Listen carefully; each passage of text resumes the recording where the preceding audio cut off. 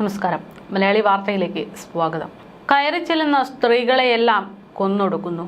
ദുരൂഹ സാഹചര്യത്തിൽ മരണപ്പെട്ടത് 200-ലധികം സ്ത്രീകൾ.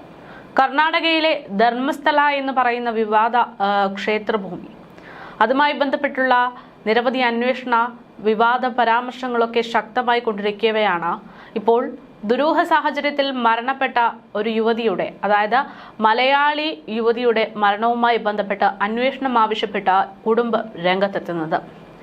നേത്രാവതി പുഴയോരത്ത് 39 വർഷം മുമ്പ് മരിച്ച നിലയിൽ കണ്ടെത്തിയ പത്മലതയുടെ കുടുംബമാണ് പോലീസിനെ സമീപിച്ചിരിക്കുന്നത്.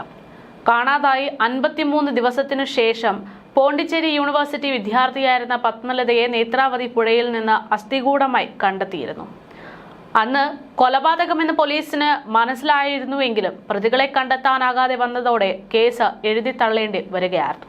ഇപ്പോൾ ഈ ഒരു വിഷയവുമായി ബന്ധപ്പെട്ട് നിരവധി ചർച്ചകൾ ശക്തമാകുന്നതിനിടെ ധർമ്മസ്ഥല എന്ന് പറയുന്ന ക്ഷേത്രവുമായി ബന്ധപ്പെട്ടാണോ തന്റെ മകൾക്കും ഒരു അപായം സംഭവിച്ചിരിക്കുന്നത് എന്ന സംശയമാണ് ആ കുടുംബത്തിന്. എന്തായാലും അതിന്റെ അന്വേഷണം വേണമെന്നുള്ള ആവശ്യവുമായി മലയാളി കുടുംബം രംഗത്തെത്തുകയാണ്. ധർമ്മസ്ഥല എന്ന ക്ഷേത്ര നഗരമാണ് ഇപ്പോൾ വാർത്തകളിൽ ഒന്നാകെ നിറയുന്നത്.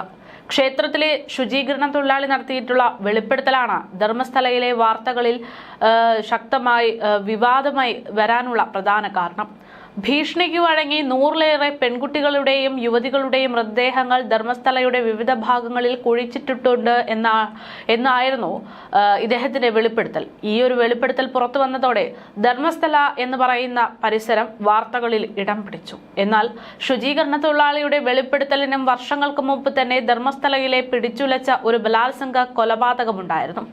13 വർഷങ്ങൾക്ക് മുമ്പ് കൊല്ലപ്പെട്ട സൗജന്യയ്ക്കും പുതിയ വെളിപ്പെടുത്തലിൽ നീതി ലഭിക്കുമോ എന്നുള്ള ചോദ്യമാണ് അന്ന് പെൺകുട്ടിക്ക് വേണ്ടി പോരാട്ടം നടത്തിയ ആളുകൾ ഉറ്റുനോക്കുന്ന ഇപ്പോഴത്തെ സാഹചര്യം.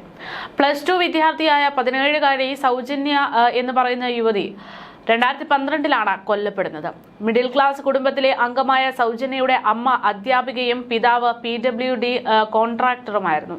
എന്നത്തെയും പോലെ തന്നെ വീട്ടിൽ നിന്നിറങ്ങിയ സൗജന്യ വൈകിട്ട് 7 മണിയായിട്ടും തിരിച്ചെത്താത്തതിനെ തുടർന്നായിരുന്നു കുടുംബാംഗങ്ങൾ അയൽക്കാരുമായി ചേർന്ന് അന്വേഷണത്തിന് നടത്തിയത്.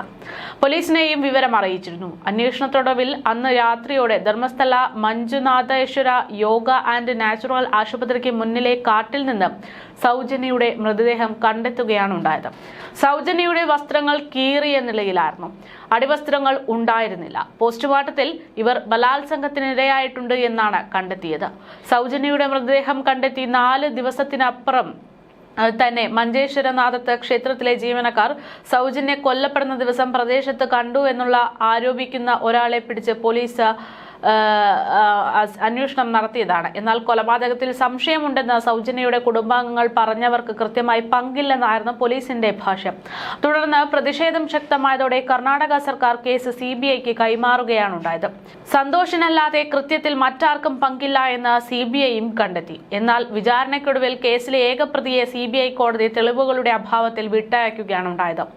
ആദ്യഘട്ടത്തിൽ തെളിവുകൾ ശേഖരിക്കുന്നതിൽ പോലീസിന് വീഴ്ച വരുത്തിയിട്ടുണ്ട് എന്നുള്ള രീതിയിലാണ് കോടതി നിരീക്ഷണമുണ്ടായത്. ദക്ഷിണ കന്നഡ ജില്ലയിലെ ധർമ്മസ്ഥല പോലീസ് സ്റ്റേഷനിൽ രജിസ്റ്റർ ചെയ്ത കേസിന്റെ അന്വേഷണത്തിന് വിവിധ കോണുകളിൽ നിന്നുയർന്ന ആവശ്യം പരിഗണിച്ച് സംസ്ഥാന സർക്കാർ നേരത്തെ SIT രൂപവൽക്കരിച്ചിരുന്നു.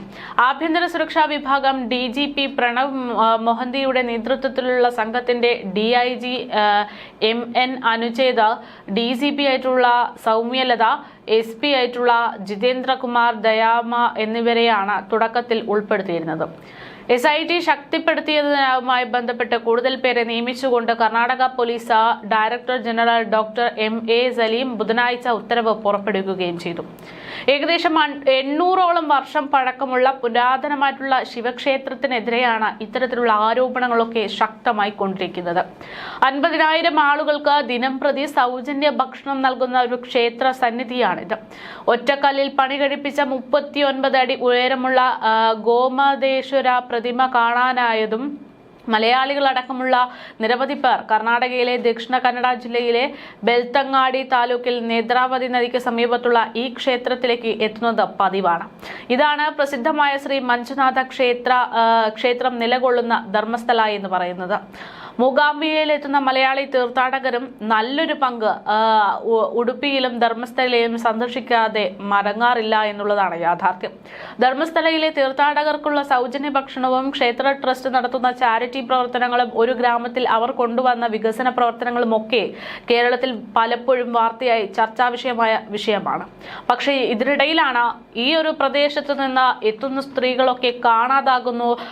അതിന്റെ അടിസ്ഥാനത്തിൽ നിരവധി സ്ത്രീകളുടെ അന്വേഷണവുമായി ബന്ധപ്പെട്ട് നിരവധി അസ്ഥികൂടങ്ങൾ സംശയാസ്പദമായ രീതിയിൽ ദുരൂഹ സാഹചര്യങ്ങൾ ലഭ്യമാകുന്നു എന്നതടക്കമുള്ള കാര്യങ്ങൾ അറിയുന്നത്. ഏകദേശം 20,000-ഓളം സ്ത്രീകൾ ഇത്തരത്തിൽ കൊല്ലപ്പെട്ടിട്ടുണ്ട് എന്നതൊക്കെ പറയുന്നുണ്ട്.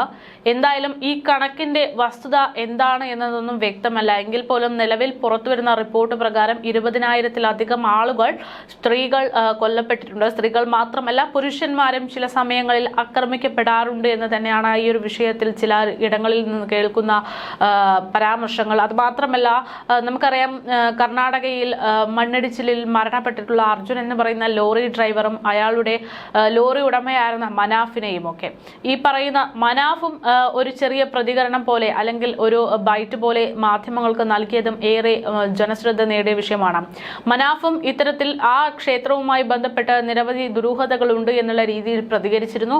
അയാൾക്കും ഇതിൽ ചില കാര്യങ്ങൾ അറിയാം എന്നുള്ള രീതിയിലാണ് പ്രതികരണം നടത്തിയത്. യുവതികളുടെ രഹസ്യഭാഗത്ത് മണ്ണ് നിറയ്ക്കുന്നതടക്കമുള്ള ഗുരുതരമായിട്ടുള്ള കൊലപാതക രീതികളടക്കമാണ് ഇവിടെ ഉണ്ടായിട്ടുള്ളത് എന്ന തരത്തിലുള്ള ചില റിപ്പോർട്ടുകൾ പലയിടങ്ങളിൽ നിന്നും ഇപ്പോൾ ഉയർന്നു കേൾക്കുന്നുണ്ട്. എന്തായാലും സംഭവത്തിൽ കൃത്യമായിട്ടുള്ള അന്വേഷണത്തിന് വേണ്ടി ഇപ്പോൾ ഉദ്യോഗസ്ഥ വൃത്തങ്ങൾ കൂടുതൽ ശക്തമായി തന്നെ രംഗത്തുണ്ട്.